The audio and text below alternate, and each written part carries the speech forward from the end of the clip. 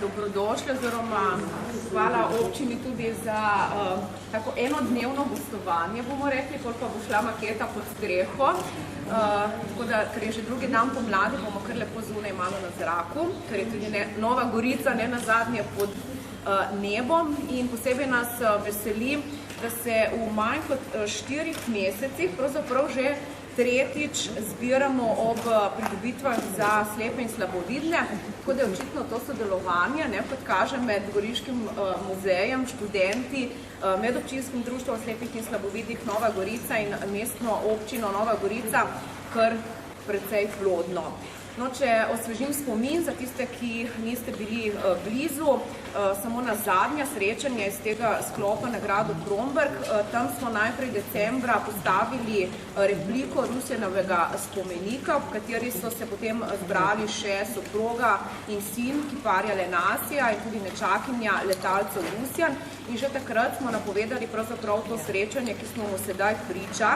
Tokrat pa so tudi v glavni vlogi nekako študenti, ampak ne iz sežanske visoke strokovne šole, ampak iz pedagoške fakultete Univerze na Primorskem, ki jih danes predstavnici, torej mentorico in študentko, še posebej lepo pozdravljam med nami.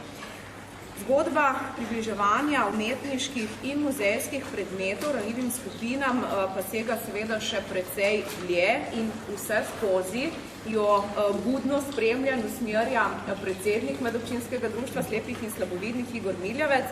Tako za njim pa bomo slišali potem še podžupana gospoda Hareja, kustosa pedagoga Davida Kožuha in seveda predstavnici fakultete. V naši sredi pa je, čisto na moji desni, se skriva tudi direktor Goriškega muzeja Vladimir Peruničič, ki bdi tako v ozadju, ob strani nad vsem dogajanjem. Igor, sedaj pa izvoli, beseda je tvoja, da nam najprej malo orišeš ta projekt, kot kaže tam tudi logotip, torej začuti Novo Gorico, oziroma kako pravzaprav se rodila ta veččutna zgodba, lahko rečemo. Ja, hvala za besedo. Prvo res vsem lep pozdrav.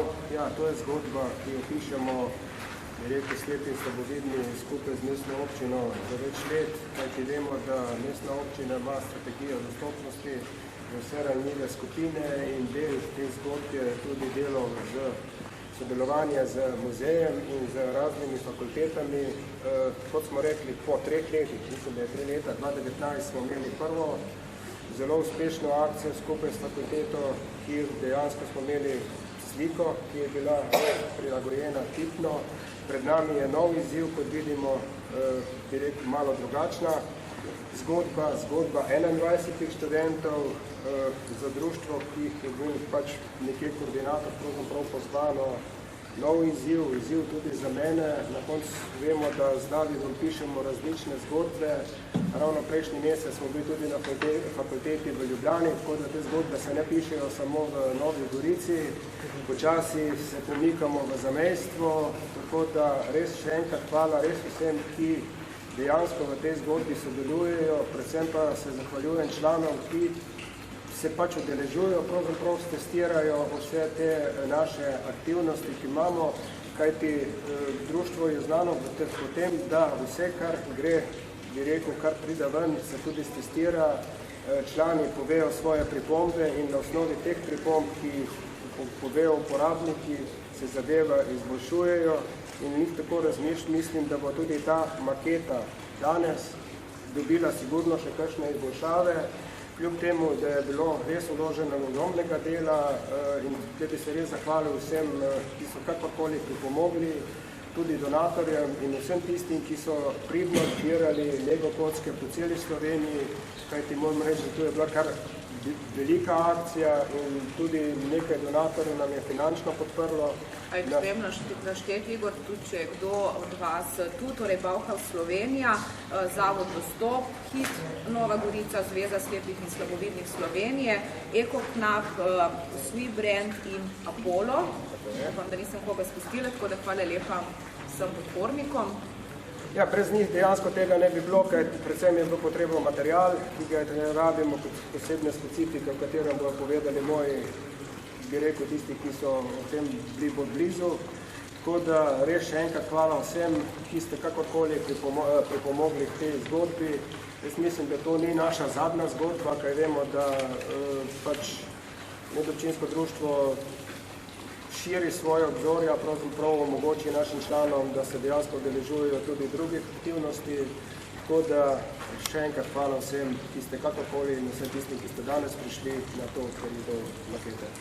In da res ni nedokončana zgodba, bo potem potrdil tudi kustos David, ampak še prej, gremo kar lepo po vrsti, tudi pravzaprav to krojenje občine po meri invalidov ni nikoli dokončana zgodba, verjamem, da vas bo Igor Miljavac še pocukal za rokav in opomnil na kakšne potrebne izboljšave, tako da se skupaj nadejamo še naprej vašega posluha, ker smo vsi eni gradniki, tako kot kocke, tukaj vidimo, da gradijo mesto in ima vsaka svojo vlogo. Naj opravičim gospoda župana, ker je na seji sveta, regije, če se ne motim, torej, ker so zbrani vsi župani, ampak verjamem, da bo prav tako nas nagovoril podžupan, torej gospod Anton Harej, prvič pravzaprav v tej vlogi, v tej druščini, tako da smo še bolj veseli. Ne moram pa kar popraviti, da gospod podžupan je bil že z nami na eni večji akciji, kjer smo gostili delegacijo Latvije, ker nam je prav tudi za velik ponos. Na koncu spet skupaj z muzejem. Tako. Mene ni bilo, zato se prečujem. No, jaz vas prav lepo pozdravljam tukaj na mestni občini Nova Gorica. Jaz je gospod župan se opravičuje in zadržan. Glede, mi si želimo in veliko investiramo v tovrstna sodelovanja in v tovrstno delo, v skrbi za invalide večplastno, še najbolj ambiciozno oziroma najbolj aktivno po sprejemu tega akta oziroma pred 10 leti, ko smo postali invalidom prijazna občina in seveda to nadgrajujemo večplastno, nadgrajujemo znotraj same občine z ozaveščanjem zaposlenih, z ozaveščanjem tudi inštitucijami, s katerimi sodelujemo, javnimi in zasebnimi in v to nekako dolgoročno zelo vlagamo. Naj poudarim, poleg tega pristopa med te občine, ki skrbimo za to vrstne, ne samo motorično, tudi drugače hendikepirane osebe, da jim omogočimo čim lažje vključevanje v družbo.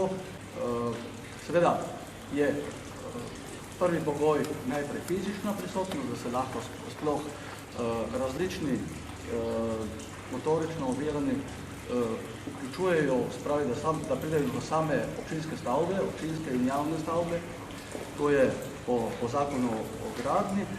Drugače pa seveda, kar je še bolj pomembno, je pa ta, da imajo te osebe, da se lahko vključujejo v družbo, med storitve. To so pa razne druge ovire, od informacijske tehnologije in tako naprej. Mi smo v teh 10 letih sprejeli kar dva akcijska načrta, 3-letna in potem v letu 2019 pa tudi strategijo dostopnosti do prva občina na Oko. Se pravi, kjer smo pristopili strateško k temu vprašanju, se pravi, kako dostopati do stavb, ki so pomembne za življenje in hkrati tudi odgovarjamo tudi seveda na vprašanja, ki se tičejo izključenosti teh oseb iz družbe, zato da jim čim bolj olajšamo vključevanje v življenje, javno življenje. To sem hotel, hvala lepa za povabilo in seveda ob samem projektu, pa drugi več povedati. Igor je prej omenil tudi, da se zgodba širi čez mejo, skratka, to je neka pot tudi do Evropske prestolnice kulture, tako da lepo pozdravljam med nami tudi direktorja muzeja iz Ogleja, torej Andreja Belaviteje in saluto anche reprezentanti del museo di Aquileia. In ta primer dobre prakse se dejansko širi, ne mislim ne samo ta, ampak vsi, ki smo jo že naredili in jih še bomo, tako da kustos pedagog David Kožuh iz Goriškega muzeja je bil med tem časom že kar povabljen na nekaj seminarjev, podobnih predstavitev, tako da skoraj ne razmišlja več o nobenem projektu, da ne bi imel nekako v mislih praktično tudi ranljive skupine. David, če samo preletiš najprej, kje se je pravzaprav začelo, nekaj tudi Igor že omenil in kaj stoji torej danes pred nami in kaj se še kuje v ognju. Bomo že danes malce razkrili in napovedali. Ja, lepo pozdravljeni tudi v mojem imenu. Prvi tak odmeven projekt v Goriškem muzeju, ki je bil dostopen za slepe in slabovidne, je bila razstava Igre moje mladosti iz leta 2016. To je bila prva popolnoma prilagojena razstava za slepe in slabovidne v 3 jezikih. Takrat seveda razstava ne bi nastala, če ne bi sodelovali z društvom, se pravi vsem tem testiranjem, ki je izredno pomembno. In tista razstava je na nek način skrivala v sebi še neke druge elemente, ki jih velja opozoriti. Recimo to, da smo sodelovali z velikim številom šol in vrtcev in na šolah in v vrtcih in ob njihovem obisku smo ozaveščali 2 zadevi. Se pravi, ena je problematika dostopnosti za osebe z okvaro vida in druga stvar, pomen ohranjanja kulturne dediščine, med katero sodijo seveda tudi igrače. Kot en tak primer, recimo, imamo številne v muzeju, so tu predmeti, ki seveda sodijo na etnologijo, ampak so predmeti, ki nosijo v sebi tudi zelo močne zgodbe, predvsem osebne. In ne omenim 2, ki smo jih že večkrat izpostavili, recimo šah, ki je bil narejen iz kruha v fašističnem zaporu v Rimu, recimo, ali pa lesena puška, ki so jo izdelali sokanski mizari in so jo pionirčki imeli v Gorici, ko so manifestirali za Slovensko Gorico. No in to ozaveščanje je na nek način doseglo tudi druge muzeje in ta razstava živi dalje in jo skupaj z drugimi muzeji v Sloveniji, zdaj letos bo že 5. muzej, snujemo več muzejsko razstavo, ki potuje po Sloveniji in vedno znova opozarjamo na pomen dostopnosti za slepe in slabovidne. Ne tako, da prilagodimo celo razstavo, ker je to za gostujočo razstavo izredno težko, ampak vsaj, da imamo tipni material, da je tam namenjen ozaveščanju in tipanju. Zdaj pa, če se vrnem k temu, recimo, da izvirnemu grehu, spravi Igre moje mladosti, takrat je v bistvu ta razstava bila narejena tudi z relativno nizkimi sredstvi in tipni tlori za razstavo sem takrat prvič naredil z Lego kock. Sam ne jemljem tukaj Lego kocke kot igrače, ampak kot nek sestavljiv element. Predvsem to, kar je tudi že Igor omenil, se pravi, z evalvacijo je treba tudi stvari spreminjati. Če bi imeli neke stvari fiksne, spreminjene ne bi bilo mogoče. Z Lego kockami lahko stvari prilagajamo. In od to tudi pobuda študentom, da maketo Nove Gorice naredijo s kocke. Da bo lahko tudi prilagajali in sproti spreminjali po potrebi. Tisto, kar pa še sledi, kar si Kristina omenila, je pa še tipna maketa nekdanje farnaže, ki je tudi čuki umeščena. Tista farnaža, ki si v marsikateri Novogoričani ne predstavlja, kako je izgledala. In to delamo zdaj v sodelovanju z šolskim centrom Nova Gorica, z lesno šolo, in bo v razmerju 1:100, se pravi 1,25 m za 50 cm, tudi z dimnikom, tako da bojo lahko na razstavi GOS 50-60, poleg Rusenova spomenika, poleg makete, še letos, mislim, enkrat do začetka poletja, tipali tudi farnaže. Tako da se spet ne bo pekla, ne? Bomo lahko potikali. Ja. Mene pa že srbijo prsti, čeprav sem bila že nekaj časa zraven, moram reči, da nisem dosti, sem se bala, da nekaj, ampak je narejeno za to, tako. Ja. In je čisto eno drugačno doživetje, res, če zamižite tisti, ki ste pač videči. No, kot je David že omenil, vključujemo svoje delo ne le kot obiskovalce, ampak tudi na nek način sodelavce mlade, ne? In v tem primeru torej 21 študentk in študentov Pedagoške fakultete Univerze na Primorskem, tako da iz Kopra oziroma iz Ajdušne. Ajdušne, ja.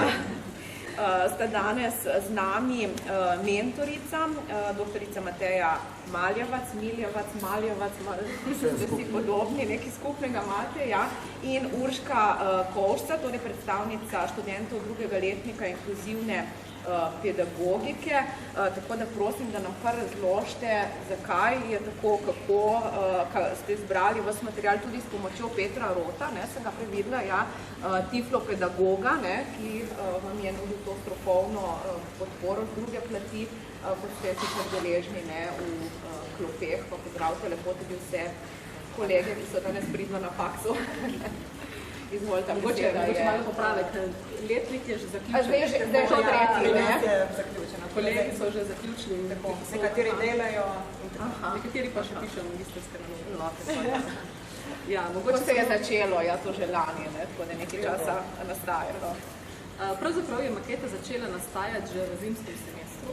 Torej, ko smo razmišljali, oziroma ko sem razmišljala, kaj bi lahko naredili, da bi hkrati študentje dobili pristen stik s slepimi in slabovidnimi, da ne bi ostalo samo na teoriji. Torej, da naredijo nekaj uporabnega, hkrati pa, da sami dobijo stik z nekom, ki ima okvaro vida. Poučujete namreč predmet, ne Poučujem povem. Predmet, tako, metode dela s slepimi in slabovidnimi na fakulteti. Sem kontaktirala Igorja, midva sva navezala en tak pogovor. Rekel je, imamo dobro sodelovanje z Goriškim muzejem in ga super kustosa, pedagoga, malo se bi mogoče povezali in seveda tako je tudi sodelovanje vseh teh treh deležnikov s tem. Razmišljali smo več variant, torej kaj bi lahko naredili, da bi končni izdelek ugledal javnost in bil uporaben. Pravzaprav, kaj pričakovati, se niti nismo obremenjevali. Rekli smo, lahko bo nastalo nekaj zelo uporabnega, lahko pa bo se zgodilo, da zadeva ne bo stekla in zadeva ne bo uporabna. Ampak to je proces učenja. Tako smo se odločili, da se bo delo razdelilo v 6 različnih skupin. Študentje so se razdelili v 6 skupin. Vsaka skupina je imela točno določeno nalogo. Skupaj pa so morali sodelovati kot celota. In ravno Urška in njena skupina so odigrali eno ključnih nalog, pa bo mogoče Urška malo več v samih skupinah in poteku dela tudi povedala. No, kakor je že profesorica napovedala, imeli smo 6 skupin, vsaka skupina je imela določeno nalogo, naprimer ene so se ukvarjali z audiodeskripcijo, ene z brajico, tretje so... Jo imamo tudi tukaj, ne? Lahko kar pokažeš, dejansko je integrirana v vse dele te makete. Naprimer potem gradnja, sama pa sem bila tudi v skupini promocije oziroma koordinacije. Me smo se predvsem nagibale k širjenju ideje inkluzije oziroma prilagoditev v širšo družbo prek spletnih omrežij. S tem smo hotele pridobiti tudi več mladih, da to začutijo. Mislim, da nam je kar uspelo. Res smo ponosne na svoje delo, prav tako pa tudi na delo naših sošolcev. Zdaj izziv, ki bi ga mogoče izpostavila pri izgradnji takega projekta, je predvsem na začetku je bilo, da smo imeli težavo z zbiranjem pravilnih kock. Namreč dobili smo res ogromno količino kock, ampak niso bile vse tiste ta prave. Tako da to. Druga stvar, mogoče naša skupina se je kar spopadala s to težavo, ker je bil to nek naš prvi projekt, prvič smo se preizkusili v tem, tako da smo se na začetku malce lovili, ampak na koncu je dejansko nastalo to, kar se mi zdi res lepo. In ocenjevalci so tudi tu prisotni, tako da bojo oni povedali iz prve roke res, če ste, kako ste bili uspešni, verjamem, da ste bili 14 stavb, ste verjetno David imel tle bolj glavno besedo, izbrali o Novi Gorici. Jaz prosim, da gremo kar malo na testiranje, seveda velja za vse, ker je tipna, se lahko tika, za razliko od ostalih predmetov v muzeju. Ena govoreča zadeva je tudi tu, David, boš ti pokazal, zakaj in kam je treba pritisniti. Skratka, vse na tej mizi ni tako zmetano, ampak ima svojo funkcijo, ne? Ja, v bistvu v procesu evalvacije smo ugotovili, da audiodeskripcija je super, ampak kako bomo mi audiodeskripcijo dodali posameznim stavbam. In tam je prišla ideja v bistvu z društva, mislim, da si ti Peter, tisti, ki si to predlagal, v glavnem, slepe osebe imajo te nalepke za evidentiranje osnovnih stvari, kot je recimo, ne vem, popper sol, recimo. In zakaj ne bi te nalepke uporabili na drug način? In tako smo nalepke povezali z njihovo audiodeskripcijo in vsaka nalepka, ko se v bistvu s to napravico položi na pikico, predvaja posamezen posnetek. Ja. In kadarkoli gremo na drugo stavbo, recimo na knjižnico,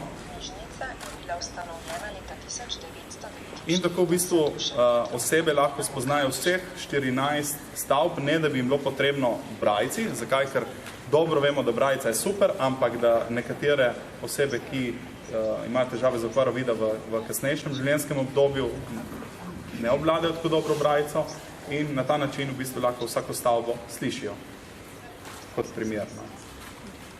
Sicer pa lahko slabovidni tudi preberejo v povečanem tisku, ne? Pa tudi tisto bomo pustili zraven. Tukaj so pravzaprav opisi vseh stavb, ki so pripravljeni v brajci, tudi v povečanem tisku, narejeni na način kazala, lahko se pomikamo po posameznih stavbah, na začetku seveda vodne informacije. To, kar je posneto praktično tudi zapisano.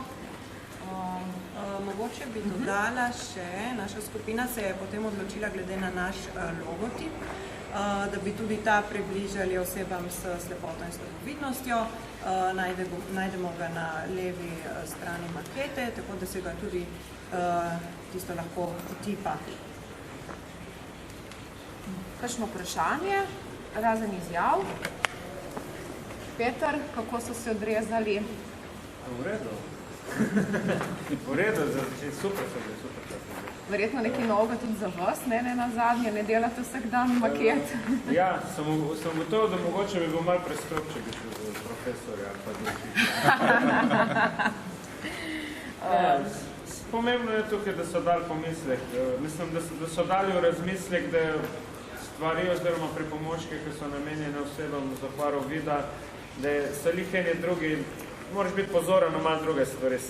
Celota neka vsebina na konci izdelek je zelo podoben, kakor bi bil mogoče tisti izdelek, ki je namenjen za videče, ampak na poti do tja je pa treba lihmičkan drugačne poudarke imeti oziroma ne druge stvari se je treba fokusirati.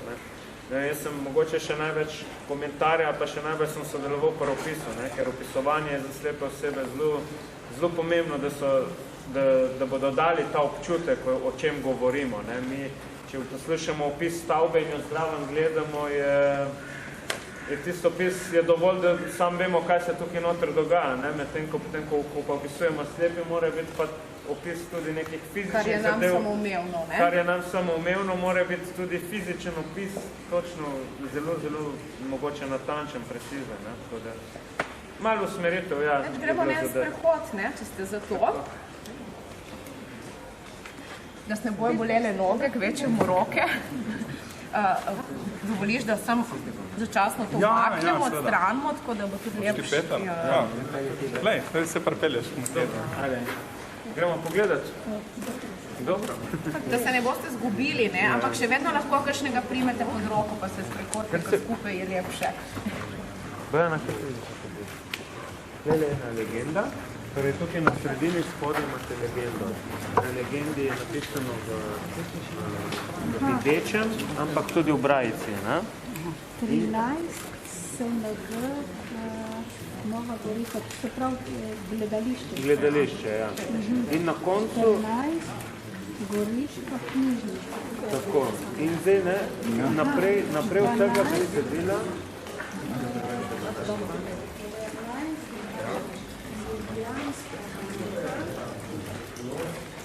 Naprej od tega besedila...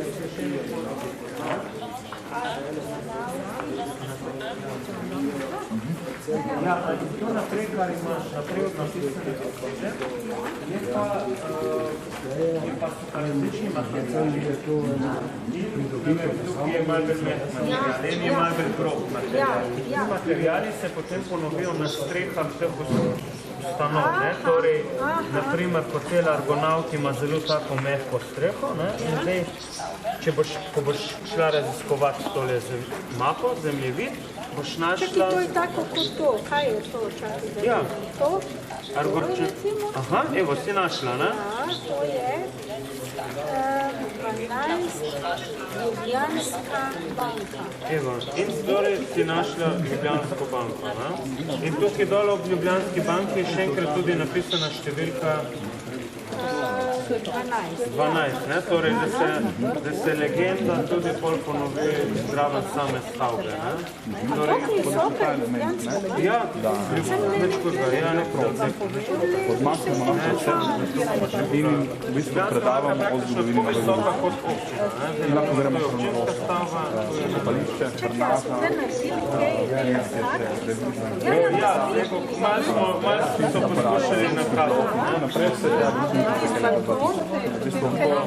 lahko preživeti in poprosti se imamo o tem, kako je nastavljeno. Čakaj, kje smo mi?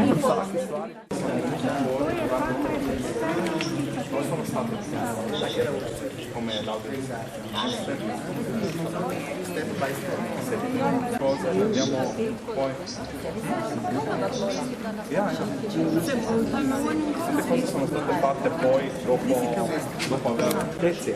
Tole je pa ta svinčnik, ne? Zraven vsake stavbe je torej številka in pikica.